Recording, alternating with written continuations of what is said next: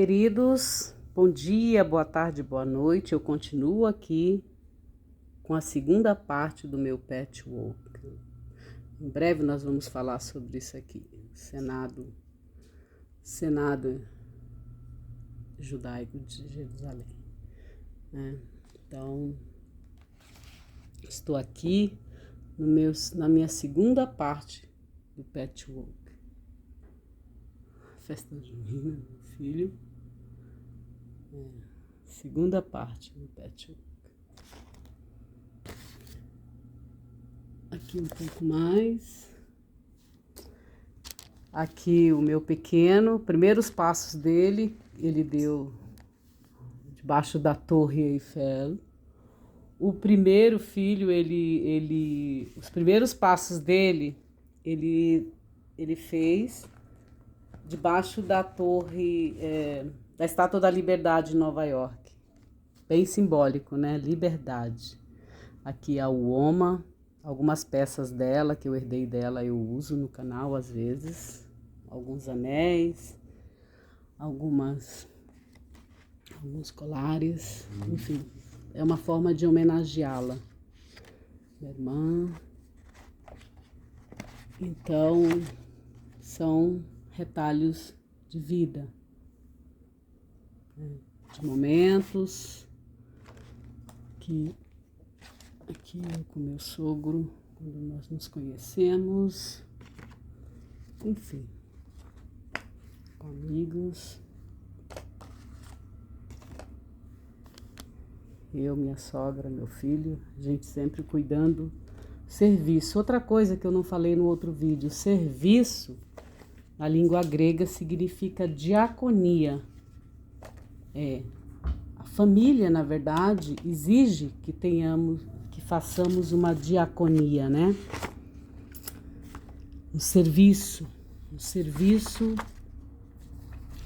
dedicado à família. Aqui eu, antiga, lá em Berlim. Vocês vão ouvir aí o barulho normal de casa, de aviões passando aqui embaixo do meu apartamento, porque eu moro bem próximo do aeroporto de Guarulhos, né? Eu moro na zona leste de São Paulo e a gente ouve muitos aviões chegando, partindo, enfim. Vocês vão ouvir aí, eu com cajado, eu gosto dessa bengala da Uoma, essa daqui é a outra Uoma bisavó, né? Meu filho estudando, ele gostava, todos os meus filhos gostam de estudar, enfim, de brincar. Então, a vida é real, a vida é brincadeira, é festa, é alegria aqui. Então, é isso, gente amada, gente de Deus, povo de Deus. E agora, eu vou trazer para vocês um pouco de Bíblia. Aqui, eu, vestida de Dindern. Essa roupa chama-se Dindern, é roupa alemã. Lembram que Ruth, quando ela faz a promessa a Noemi, o meu povo será o teu povo e o teu Deus será o meu Deus. É exatamente isso. Quando a gente casa, aqui no meu casamento, quando a gente casa, a gente não assume somente aquela pessoa com a qual a gente casou com ela. A gente faz um contrato também com a família. Meu filho, quando viajava também sozinho, a gente faz um contrato com ela, com essa família, né? Uma ketubá, como eles chamam na língua de Jesus, uma ketubá. Ketubá é contrato de casamento. Então, aqui eu vou mostrar um pouco, aqui, coisas que a minha mãe mandava para o meu filho, enfim, lá de Manaus. Então, a gente faz um contrato, né, de família, de serviço, de tudo. E a gente entra para a família entra para a vida da gente e assim a gente vai trabalhando, né, e servindo a família. Só para vocês terem uma ideia, serviço em grego significa diaconia. Diaconia. Diaconia. Diaconia. Então, diaconia não é você somente estar dentro de uma igreja servindo ao templo. Você serve ao mundo, você serve a sua família, você serve a sua comunidade, você serve a igreja, você serve no seu trabalho. Você dedica parte da sua vida para a sua família, para a sua comunidade, para a sua igreja, para o seu trabalho. É vida, né? Muitos vendem a sua vida para adquirir recursos financeiros. São muitos. Todos nós, em algum momento, a gente já vendeu o nosso tempo de vida, que é tão precioso, para arrecadar dinheiro. Então, valorize o seu dinheiro, valorize o seu tempo, porque seu tempo de vida, ele vale muito. Por isso, você vende para a empresa 40 horas, 2 horas, 1 hora, às vezes você vende resultados, não importa, mas você está doando, está vendendo. Se você trabalha voluntariamente, você está doando sua vida preciosa, seu tempo de vida útil para algo, para alguém, para uma empresa, para uma igreja, enfim, tá? Bom, vocês viram aí várias fotos de família, né?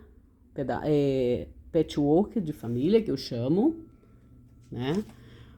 O que significa isso? Que todos nós viemos de uma família, né? Então, hoje nós vamos também falar sobre o Evangelho segundo Matitiarro. Quem é Matitiarro, Francisco? É São Mateus, é segundo Mateus, tá? E aí eu vou falar do nascimento e a infância de Jesus. Aqui, ó, vou até deixar aí para vocês verem. A descendência de Jesus, livro da origem de Jesus Cristo. Cristo, vocês sabem que significa ungido. Filho de quem? Filho de Davi.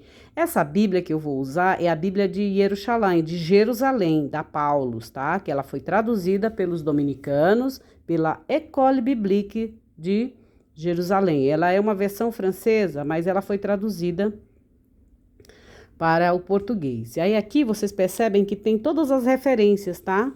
Aonde tem os textos e tudo mais. Aqui vocês percebem que eu tenho muitas anotações nas minhas Bíblias, né? Então, o que diz aqui é a ascendência de Jesus, né? Filho de quem, primeiramente? Filho de Abraão, filho de Davi e filho de Abraão, porque ele é descendente de Davi e também de Abraão. Abraão veio antes de Davi, tá? E segundo João, também Jesus já estava lá desde o princípio, né? Lembram? Façamos o homem à nossa imagem e semelhança. Ou seja, João dá a entender que Jesus já estava lá no princípio, bem antes de Bereshit, tá bom? Bereshit, para você que está atento aqui, você já sabe que Bereshit é o primeiro livro do Antigo Testamento, do Pentateuco, né? Bereshit é a palavra hebraica para o livro de Gênesis. Gênesis é uma palavra grega, tá? Mas eu sempre gosto de trazer para vocês os nomes corretos dos livros, né, do hebraico, que é para vocês já ficarem ligados. Quando alguém falar Bereshit, eu já sei que Bereshit é o primeiro livro do Antigo Testamento. Bereshit começa com a letra Bet, né? Por que não começou com a letra Aleph, Francisca? Aí depois é uma outra história, tá? Mas começa com Bereshit, com Bet, com a letra do alfabeto hebraico Bet. A primeira letra da Bíblia é o Bet. Tá? E o Bet significa casa, casa, a criação, o mundo é a nossa casa, o universo é a nossa casa, o nosso planeta Terra é a nossa casa comum, por isso a gente deve preservá-lo, cuidá-lo, porque a gente só tem esse, gente, a gente não sabe outros. O Elon Musk está tentando povoar Marte, mas até o momento ainda não é nada certo, tá bom? Então, este é o planeta que a gente tem e que a gente deve cuidar desta nossa casa. Isso já é falado para questões de preservação desde que o mundo é mundo, desde Bereshit eles vêm falando sobre preservação, sobre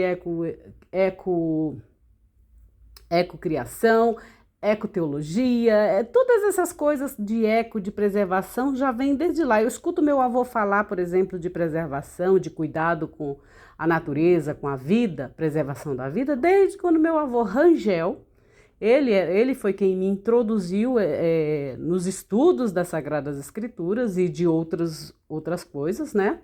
De filosofias e tudo mais. Ele era um homem extremamente inteligente e ele foi a primeira pessoa a qual me trouxe para esse mundo dos estudos. Então ele já falava, quando um trabalhador dos hectares de terra dele iam lá mexer nas suas seringueiras, nas suas coisas, ele já dizia, olha, corta essa seringueira direito, desse modo, porque se você corta desse outro jeito, você a mata, você destrói, e aí a próxima geração não tem como se alimentar de tudo isso. Então, quer dizer, essa consciência ecológica, vou dizer assim, integral, essa consciência cósmica de tudo que existe, eu já recebi já do meu avô por parte de mãe, Rangel Borges era o nome dele, tá? Que deixa até uma homenagem aqui para ele. Então, o que acontece? Aqui, Jesus já vem desde antes, né? Bem antes. Então, o que o livro de nascimento de infância de Jesus diz? Livro de origem da criação de Jesus Cristo, filho de Davi, filho de Abraão. Ou seja, ele é descendente de Abraão e descendente de Davi. Só que Abraão veio primeiro do que Davi, tá, gente? Para você que não conhece a história de Israel, então já fica aí a dica. Abraão gerou quem? A Isaac. Isaac gerou a Jacó. Jacó, vocês lembram que Jacó é o mesmo Israel, lembra? O patriarca Jacó, esposo de Raquel, Lia, Bila, lembram das matriarcas, aquelas que contrataram uma vez, negociaram uma noite para ficar com Jacó, em troca de umas plantas que elas diziam que eram mágicas, mas na verdade não são mágicas, mas houve uma ação de Deus. Se você não conhece esse vídeo, procure aí sobre Aluga-se um Marido, tá bom? No vídeo.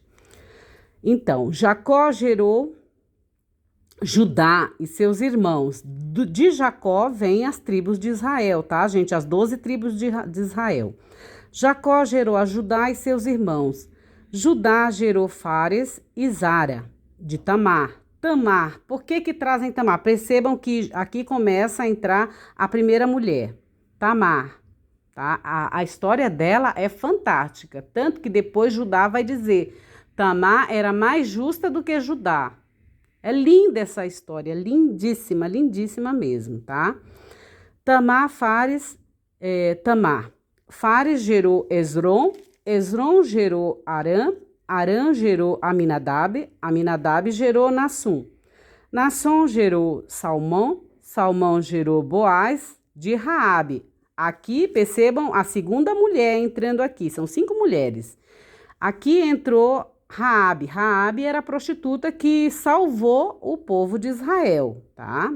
Descendência de Jesus, tá, gente? Então, não fica aí dizendo, porque na minha família só tem gente perfeita, não sei o quê. Mas se nem na família de Jesus tinha gente que era tudo totalmente perfeito, você viu que tinha pessoas do mundo marginal também, né? O que significa marginal? Marginal é que está à margem daquilo que a sociedade espera, tá bom? Então, Raabe.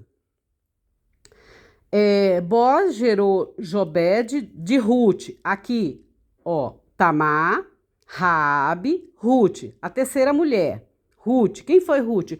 Ruth foi aquela a qual fez uma promessa à sua sogra Noemi, dizendo, o teu povo será o meu povo e o meu Deus será o teu Deus. O que significa isso? Que quando a gente casa com alguém, quando a gente faz um contrato, quando a gente faz uma ketubá com alguém, no sentido de contrato de casamento, gente, casamento é contrato, tá? Então, o que acontece? Você assume não somente aquela pessoa com a qual você vai casar, que está casando. Ai, Francisca, mas eu casei por amor. Tudo bem, mas você vai fazer um contrato, tá? Uma escritura. Então, o que acontece? Ela promete a sua sogra, Noemi, que o povo dela será o povo dela e o Deus dela será o Deus dela. Por quê? Porque Ruth era moabita, era de outro segmento religioso, entendeu? Então, quando a gente casa com alguém, a gente não assume somente a pessoa, a gente assume toda a descendência dela, toda a família dela, todo os preceitos que elas têm e tudo, entendeu, gente? Então, tem isso também, tá bom? Você casa com a família inteira, os descendentes e tudo, porque você vai viver dentro daquela família, você acolhe aquela família e aquela família te acolhe, tá?